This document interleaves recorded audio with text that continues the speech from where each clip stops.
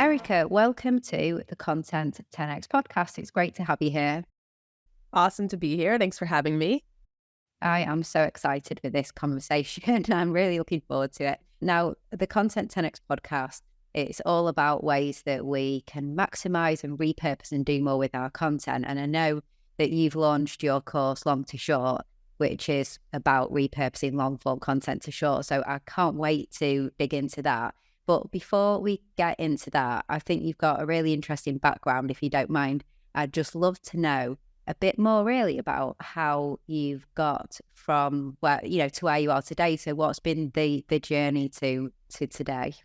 Yeah. So I started my marketing career in 2018 as a freelance writer and editor, but it wasn't necessarily in what I ended up being in, which is the B2B SaaS space. It was kind of everything, right? I was editing things on like goat health and like random digital magazines for like towns, but it was fun. And when I did make my way into the B2B SaaS space, I was just having a really great time because I had previous experience at B2B SaaS companies. So it just kind of fit. So I found a content marketing agency in 2019 called Grizzle. They're based in London. And I was freelance managing editing for them for a while.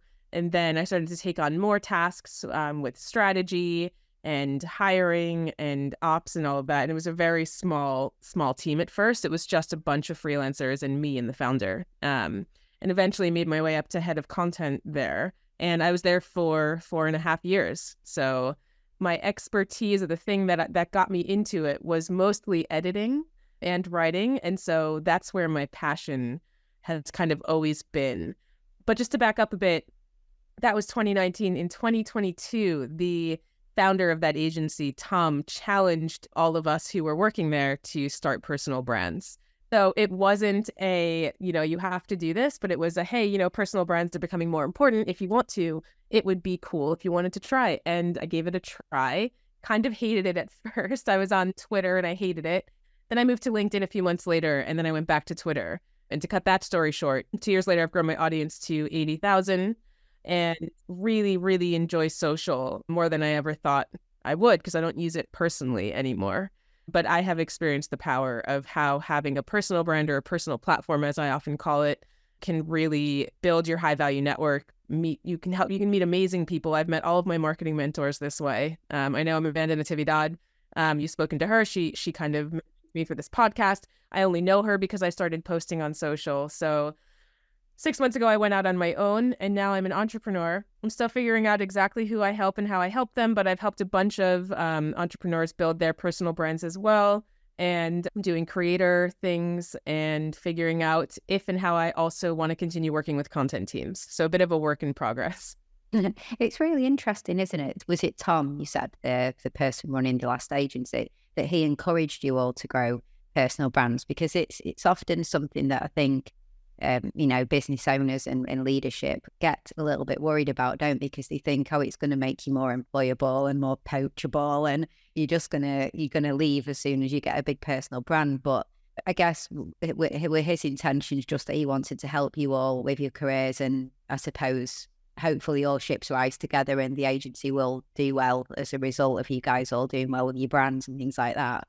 Yeah, that was exactly it. Tom's a really good guy. He always had the motto of, I want people to leave better than they came. So Brilliant.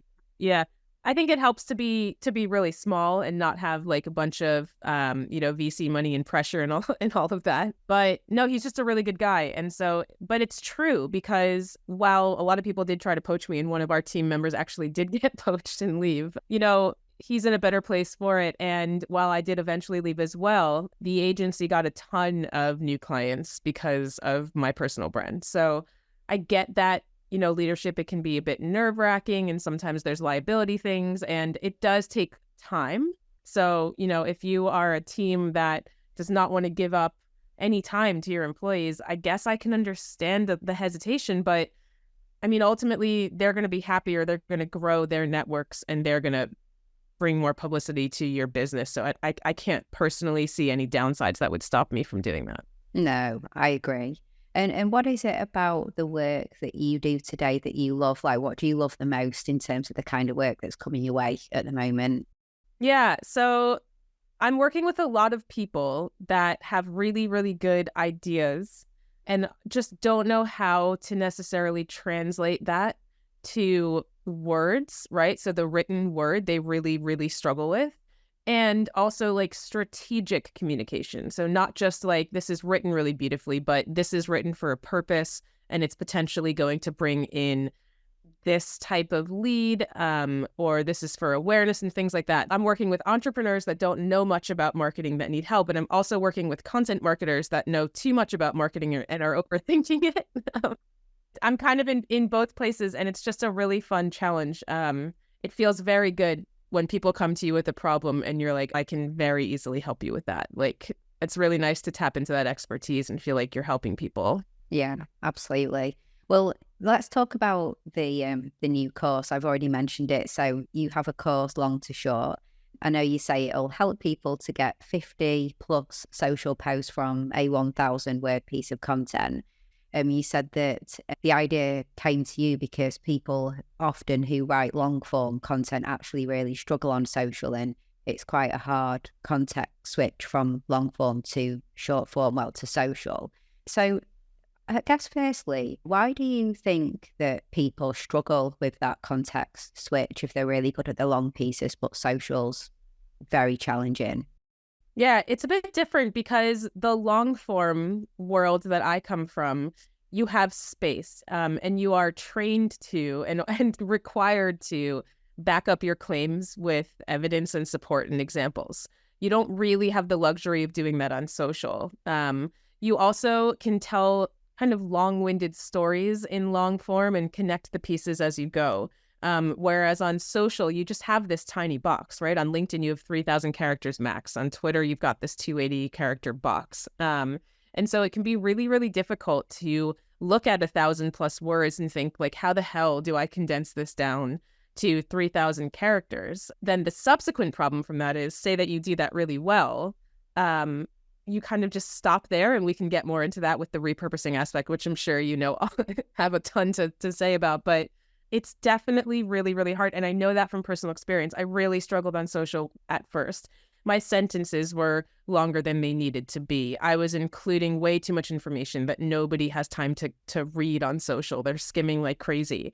And I hadn't really developed any copywriting skills. And I kind of see content and copywriting as they overlap a ton, but they're slightly different in the sense that copywriting is much more like snappy and getting people, to go from line to line. And then very quickly there's like a CTA or solution. Whereas with content writing, you can ebb and flow, right? You can introduce an idea and not come back to it until much lower down. It's just a different way to think about narrative framing. And I think people really, really struggle with that. Yeah, and I guess in terms of the way that content works on social media, social posts, if you're a professional writer and you're following many of the rules that you've learned through studying how to write English at school and college and things like that, you have to throw a lot of the rule book out of the window with social, don't you? And no, you wouldn't naturally put a line break there, but that's too much text, so you're going to have to break up some white space and things like that. So it's the struggle of throwing out the rule book somewhat as well, isn't it?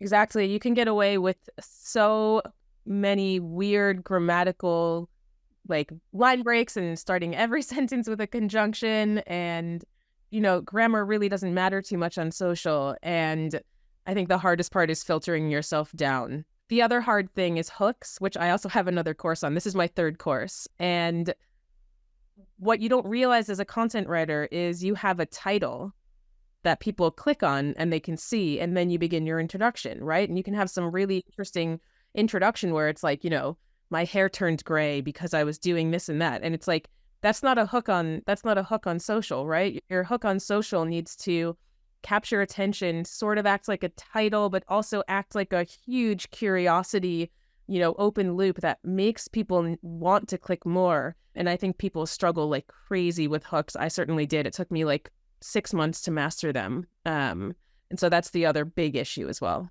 Yeah. So let's say you have 1,000 word piece of content, like a longish article that you've written, and you're thinking, right, okay, so where's the social post within this? What do you recommend in terms of like a starting point of just assessing that piece and finding the angles and the content and the posts? Yeah.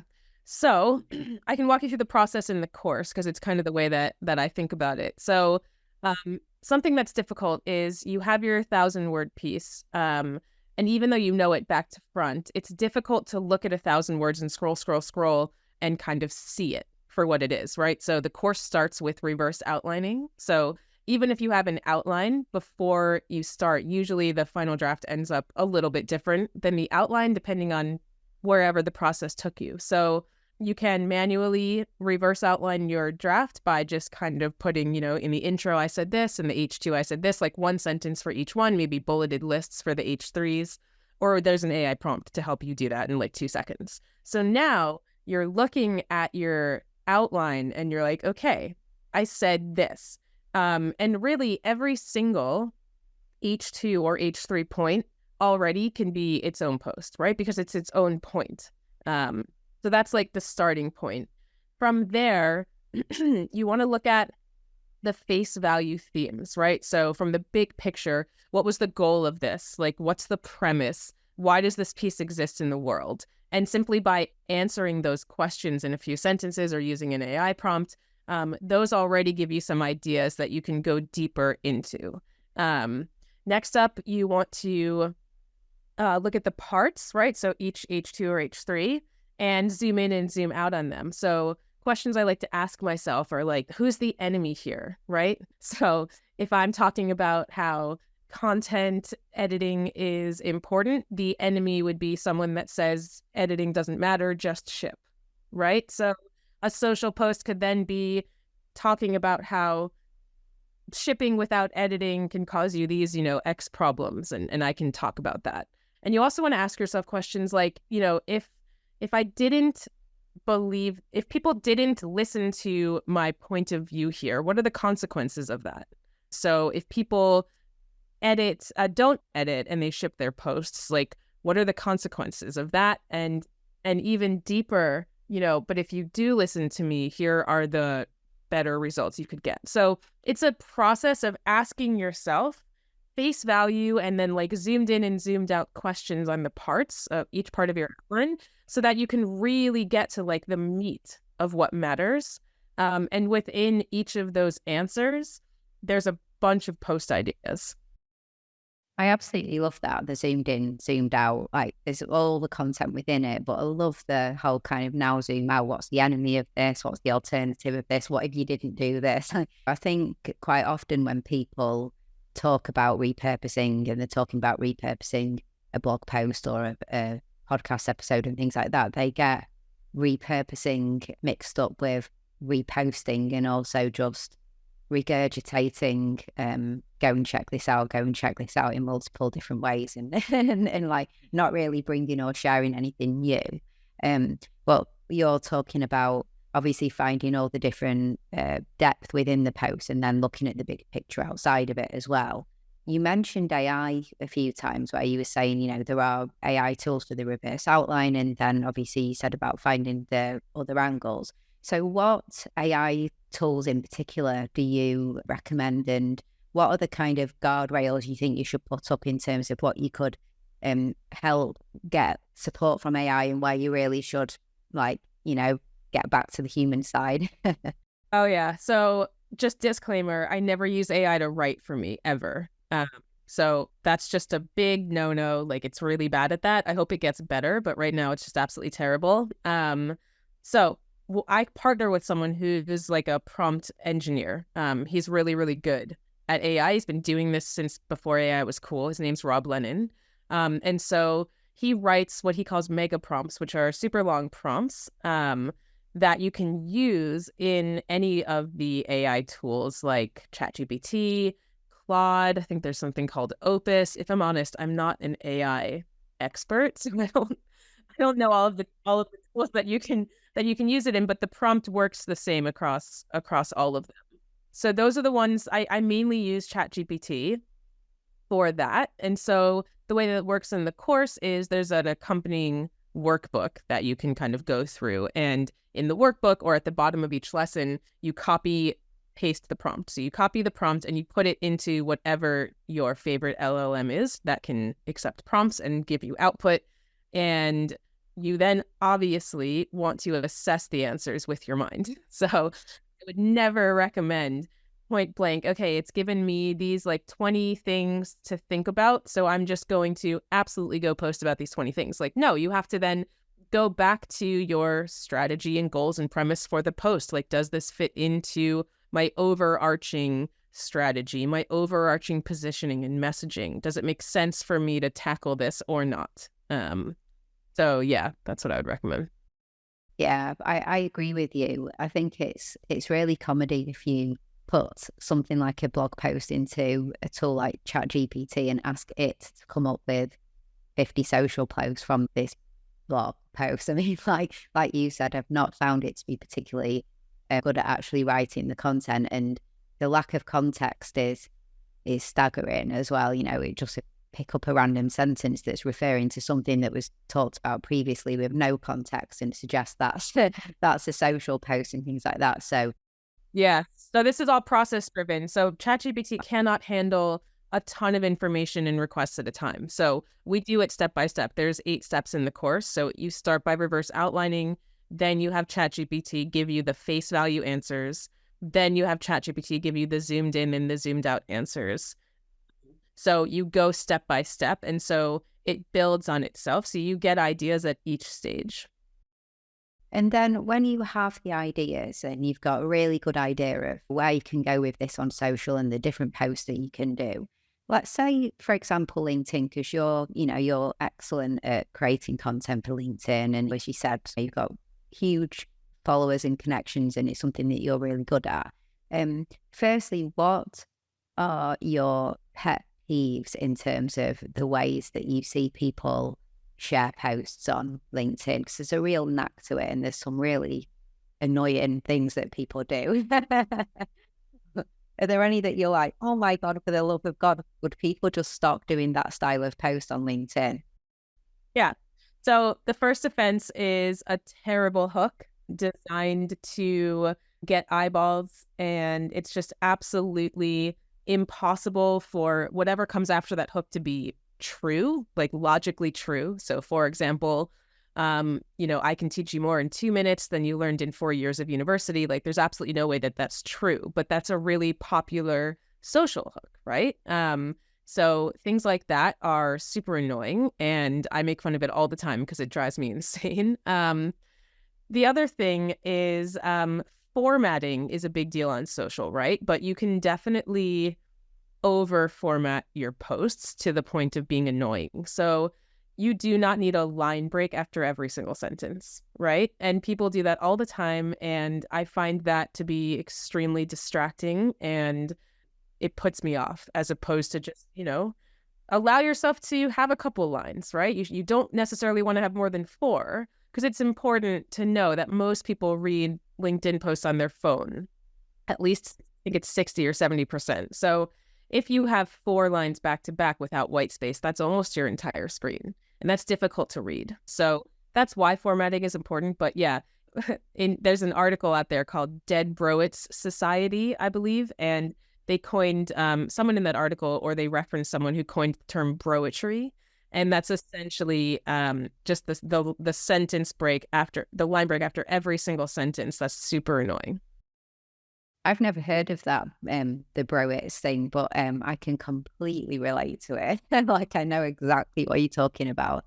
I can't bring myself to do it, and it does really irritate me when I see that as well. I just don't get it. Like I just don't. I get the whole kind of white space in people's eyes maybe will just flow down and skim down nice and easily because you've broken it up so much. But it's such a irritating format to read, isn't it? What do you think about taking that to that other level where there's the hook and then they do like about 3 line spaces between that and the next where they start, because they want you to hit read more so that you engage, so they get an engagement tick on the algorithm. I don't like that. Yeah, I don't like that either. I've never done that. There's just anytime it looks like you're intentionally doing something for the algorithm, it's going to put people off. It just will. So yeah, I don't like that either. And the selfies are a bit intense at the moment. I don't really like selfies. So there was a report that came out recently that LinkedIn does boost your post a little bit more if you have a selfie. But I don't know. It's one of those things where I also find it a bit off-putting if you have a selfie with every single post. Some people swear by it and it absolutely works for them. So I would say my best advice is go with your personal preference. If you put a selfie or you do a bunch of line breaks and it feels unnatural to you, then you're going to hate being there. And the number one rule of succeeding on LinkedIn is to actually enjoy being on LinkedIn, or else you're not going to be consistent there. Yeah, 100%. Was it the LinkedIn algorithm report? I think it was Richard Bliss that I saw sharing it. It's a really good report, isn't it? I know like you take all of it in terms of the context that you want to take it in and stuff, but I saw that as well. And obviously there was a lot about the single image posts and the image carousels and how many images to have in a carousel and things like that, and text posts versus like images. And it's all really interesting. And it gets you to thinking about the content that you're sharing on LinkedIn, doesn't it? And actually, I guess in terms of the whole long to short and taking big articles and things like that and creating the social media content, it's not just the written posts, is it, as well? So turning that into images, into sliding carousels or other useful like infographics, or maybe you should jump on a short video to make that point if that's the way that you like to do content and it works for you and things like that. So it's thinking about the different media and different uses of each platform as well, isn't it? Exactly. Yeah. I really love carousels. They take me a long time to make, so I don't post them as often as I want to, but they tend to perform quite well. And they're really good if you want to either tell a longer story or show like before and after examples or get a bit tactical. They're just a really cool way to do a post. I don't do video too much, but I think video's on the rise. So that's something to keep an eye out for. And yeah, if you ever just want to do a little text image along with what you're saying as well, all of those are things you should experiment with and watch the data. Yeah, absolutely. See what's working for you, what's working for your audience.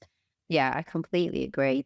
In terms of the social platforms, I know obviously we just both were talking about the algorithm report that came out not that long ago, and just being on the platforms and seeing what's working and what's not working. Are there any other ways that you stay up to date on like the latest trends and the best practices for the social platforms? Any particular resources or anything like that? So I just kind of keep my ear to the ground whenever someone says anything about what's working for them or not. I pay attention to a lot of personal data that people share. Because even though it's not in some big report, I like to see, okay, this person's doing a lot of that and they say it's working for them. Who are they? Who's their audience? And, why is this working for them? So I sort of just keep note of all of that. And I make sure that I follow the unannoying people that kind of post about that all the time so that I see all of their updates on it as well. I don't really go to the SERPs for my information about that because I find them to be a bit outdated and very like SEO augmented. And, they'll always say things like, oh, make sure you post at, 9 a.m. Eastern or the best time for your audience. So again, like I like to follow a lot of what's working for people. And luckily people post that a lot if you pay attention. So yeah, absolutely. And, you engage with the content you want to see more of, and then you do start to see more of it, don't you? So you sometimes have to tell the algorithm what you like. I wanted to ask you, so your course, Long to Short, about long content to short form content, your course is a long form piece of content. How are you repurposing your course? Like, do you have a plan for how you are repurposing it, apart from obviously like the standard promotion of it and things like that? I love this question because I'm literally thinking about that this week and for the rest of my courses too. So this is cool. Okay, so I plan on writing email sequences for each one of my courses. So I'm going to have a welcome sequence that sort of mentions all of them. And then for the people that show interest in one or the other, I think I'll have funnels that talk more about that course. So I'm definitely going to be using email. I'll continue to promote it on social in terms of both like top and bottom of funnel. So, you know, I've got this course and it does this, and I'll probably do that maybe once a month, but also testimonials from it. I think I saw Jay Klaus actually posted this morning, and this is exactly what I mean by watching what other people are saying. So Jay Klaus made a masterclass style intro to one of his courses, and he posted about it this morning, and he said, hey, you know, this is a new way that I'm going to start to promote my courses. What do you think? And I think that that's really smart. So I think I'll probably do a masterclass, like, you know, do you know what I'm talking about with the masterclass things? I get targeted ads for them on Instagram all the time. It's it's like a 2-minute intro that sort of says, you know, this is the problem that this solves. Here, I'm this person, and like, here's why you should take this course. So I think I'll probably do media like that. I'm going to continue to go on podcasts and any interview show that I can to talk about it, and then repurpose those clips of me talking about it across, you know, social. I don't have my own blog at the moment, but if I did, and when I do, I would write more long form about it. Yeah, and I probably should also create some sort of an infographic or some sort of a graphic that shows the step-by-step as well, so it's really easy to visualize. So there's tons of things to do. I'm very excited. Yeah, an infographic, because it's following a process, isn't it? An infographic, a carousel, like we were just saying as well, like a kind of maybe sharing some of the principles within it and things like that. And like just extracting out little tips and snippets and advice and things like that as well. Something else that's worked well for me in the past that I'll probably do as well is create a lead magnet. So you give what the problem solves and a little bit of the solution away so that people can see something, an outcome, and, you know, and then they get excited about potentially getting even more of those outcomes. So, yeah, that sounds really good. Yeah. Like you were talking about how you share some really useful prompts, like really well written, like detailed prompts and things like that. So, you know, so like to the people who are quite drawn to the AI world, there could be something in that, couldn't there? And then there could be an alternative one to people who are more interested in like the other side of it. And also, if you had the time, I suppose some live short webinars that lead straight into course sign up could be quite. I forgot about that. We're actually running one of those this month. That was, yeah. So we had 3 tiers. We had the lowest tier, which was just the course, middle tier, which was the course and a live kind of demonstration of it and a Q&A. And then the highest tier was a 3-course bundle discount. So we're going to be running the webinar / workshop later this month, and then I'll repurpose those clips into tons of other things. Yeah, that's it, isn't it? I recently did a webinar a couple of weeks ago, and it is like the gift that keeps on giving, because the webinar, it is what it is in itself, and then you've got that content to repurpose from the webinar into lots of clips and things like that. So yeah, that's another form of long to short, isn't it? Long video into short video content. So for somebody who is really inspired by this conversation and they're thinking, okay, I have so many fantastic blog posts or articles and I must be able to get 50 plus pieces of social content. Aside from obviously go get your course, what is the biggest like tip, like just one tip? If you're going to do that, then this is my one killer tip. Yeah. So you don't want to post about everything and anything on social. The best way to grow on social is to build authority around a handful of topics. I don't believe that you should only pick, you know, 1 pillar or 2 pillar, 3, like everyone has their quantifiable number of pillars that you should pick. Try to pick however many you feel comfortable. It should be somewhere around 5, definitely not more than 10. And you want to think about social as building authority in something that you're known for, and spending 80% of your time talking about those things. And then 20% of your time talking about whatever the hell you want. Like this morning, I posted a picture of me working with my Chihuahua. That falls into none of my pillars except for the fact that this is fun and it shows a bit of my personality. And that's a really important part of social as well, especially if you're an entrepreneur.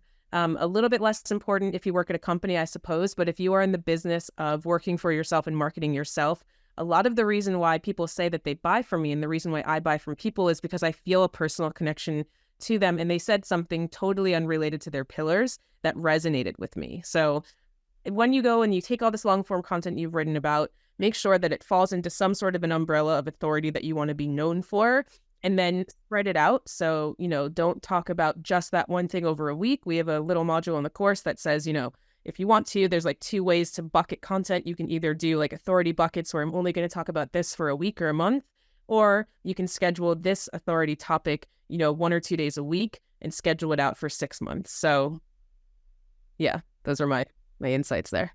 Yeah, absolutely love that. And like spreading out the different pillars and things like that. And it's such a good point that you made about just having that extra 10-20% of whatever you want. For me, all the time that we can pour into more pillar related posts, and then the one where it's a photo of me skiing or something, it's like the highest engaged. We'll do like quarterly reviews of content, and we'll look at the ones that perform the best. And it's often quite embarrassing when it's like, well, yeah, again, it was the one where you were eating a cake that got the most and we're like, right, aside from that, from the pillars, what's performed the best? But it's just because it's exactly what we said, isn't it? It is, so cliche social in social media, but it is social media, isn't it? We're not all AI and robots yet. We do actually want to go in and see the human side and understand the people, don't we? So it's important not to forget that. Yeah. Yeah. Let me give one more little bonus tip. Brilliant. Posting is not everything on social. So you should also spend a lot of your time commenting, especially about your pillars or the authority that you're trying to build. So another great way is to just kind of, if you don't buy this course, something you can do is read through all of your content just to be re-inspired by an idea, and then talk about it in comments. So if you see someone talking about the same topic, it'll be fresh in your mind. Oh yeah, like I talked about this a few months ago, and it's top of mind, and I totally feel this way about this. For me, I've made most of my friends on social through comments, commenting on their stuff or responding to comments on my posts. And you really need that group of people, because they're going to be the ones who are kind of advocating for you and commenting on your stuff as well. So don't forget about comments. And is there anything that you do in particular to make sure that you're commenting, on a particular set of people's content, in terms of, do you have a spreadsheet or something where you monitor certain accounts more than others, just in case something posted that you didn't see, that you can still make sure that you go and comment? Up until this point, I have not had spreadsheets. I've had lists on Twitter that I refer to quite often. It's harder on LinkedIn. They don't make it easy. You can filter, and then I think save like a filter as a bookmark. But there is a tool called Taplio that a lot of people I know use and love. And I think I'm finally ready to get into it now that I'm working it for myself. I believe you can build engagement lists in that tool, and other tools potentially like that. Yeah. That sounds really interesting. We'll have to have a look at that as well. So thank you.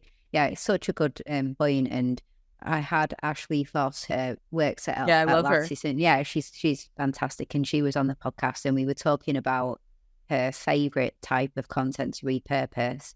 And she said presentation slides and repurposing them.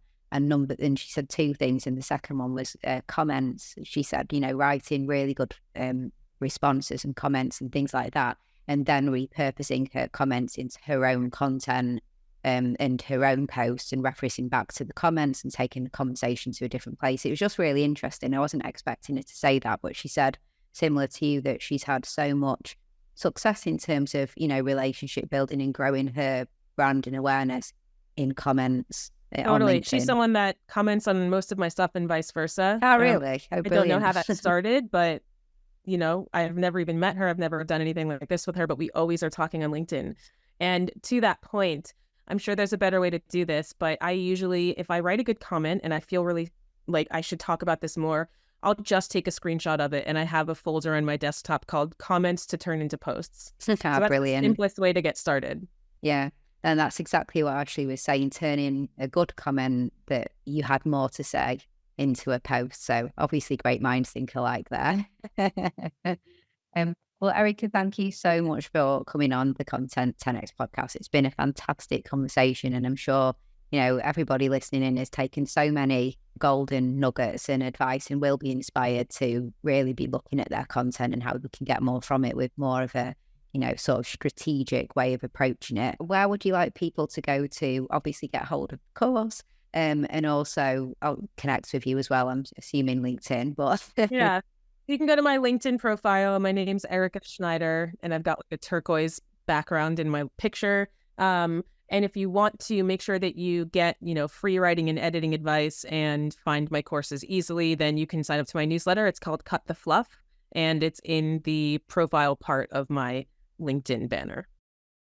Awesome. Thank you. Well, we'll put the links to everything in the show notes for everyone to get easy access to that. So that's fantastic. Well, thank you. It's been amazing having you on the show. So thanks so much for coming on. Thanks for having me.